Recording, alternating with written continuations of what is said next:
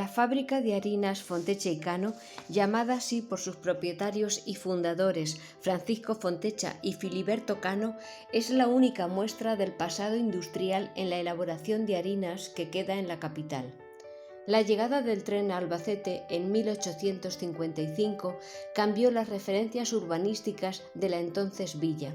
Más allá de la ermita de San Antón, en la zona noroeste, todo era un gran despoblado, por lo que esa amplia área cercana a la estación de ferrocarril se posicionó como estratégica para que se asentaran en ella industrias e incluso barriadas para obreros. 8 fábricas de harinas llegaron a cohabitar en aquel lugar desde finales del siglo XIX hasta la década de los años 20 del pasado siglo.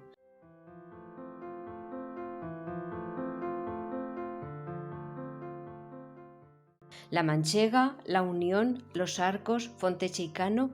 En la veleta estaban la de Rafael Velasco, el Molino Moderno y el Zeppelin, y en la carretera Ocaña-Alicante la de Flores y Falcó.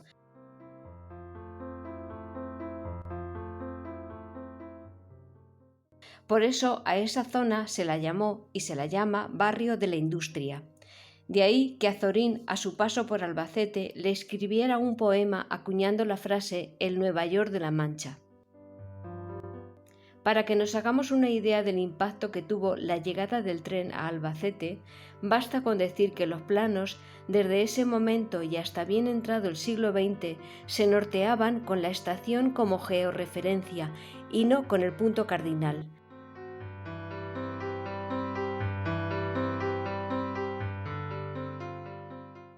La ruta desde el Altozano a la estación se llamó Calle del Progreso, porque el tren significó el progreso para Albacete.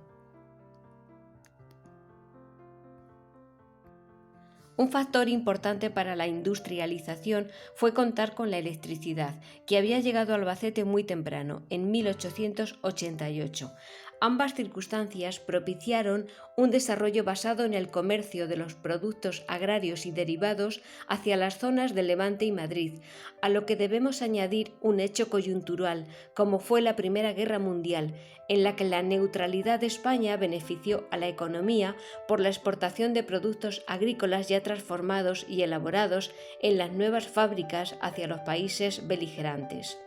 Como fruto de esta transformación social, se asentaron en Albacete desde finales del siglo XIX una serie de ricos comerciantes, una burguesía emergente que, si bien fundaron sus fábricas en el barrio de la Industria, levantaron sus viviendas en la nueva zona en expansión, el elegante paseo que comunicaba la estación con el parque inaugurado en 1911.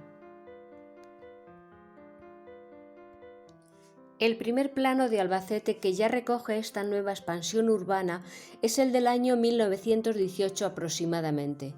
En él ya tenemos los rótulos con 2 fábricas que existieron en el Paseo de la Cuba, la Manchega de 1897, desaparecida, y la de Fontecha y Cano de 1916. En tan solo 15 meses su construcción estaba lista. Fue inaugurada el día 22 de enero de 1917 y el 15 de marzo obtuvo el alta en la contribución industrial. La Casa Suiza de Averio fue la encargada de sus máquinas. La sociedad Fontecha y Cano S.A. San Francisco estaba formada por Francisco Fontecha Nieto y su cuñado Filiberto Cano Nieto. Francisco Fontecha fue un personaje que se vinculó intensamente a la ciudad, en la que llegó a ser alcalde, socio de otros negocios relacionados con el comercio y la industria y miembro fundador de la Caja de Ahorros y del Banco de Albacete. En el año 1989 cerró la fábrica, debido a problemas estructurales del sector, un descenso en el consumo y el estar ubicada en una zona residencial. Formaban el conjunto industrial el edificio principal que permanece, donde se desarrollaba el proceso de elaboración de la harina, y a su alrededor otros de tipología menor que ya no se conservan, como eran 2 naves de almacenaje a ambos lados, una para el trigo y otra para la harina. En las esquinas se levantaron las viviendas del maestro molinero, del gerente, del jefe de oficina y del guarda. A la espalda se hallaban construcciones menores para diferentes servicios: cocheras, capilla, almacenes, talleres y cuadras. En 1920 se construyó una barriada para los obreros.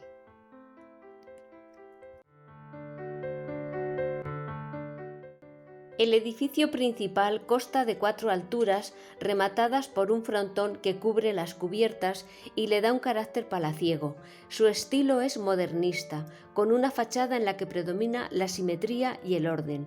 La perfecta composición de ventanas decoradas tenía como fin ventilar e iluminar el interior. El elemento más característico de la fachada es esa escalinata volada, que nunca se destinó a entrada y salida de obreros. Estos accedían por un lateral, sino que fue un elemento que realzaba majestuosamente la centralidad del edificio. Rematan el pasamanos de la balaustrada sendas cabezas de león con alegorías del comercio, la industria, la agricultura y las iniciales de los dueños, F y C, sobre sacos de harina. Todo el recinto está cerrado por una cerca de fábrica de mampostería, a excepción de la fachada principal, que se cierra con una verja de hierro que permite ver toda la monumentalidad del edificio y sus jardines.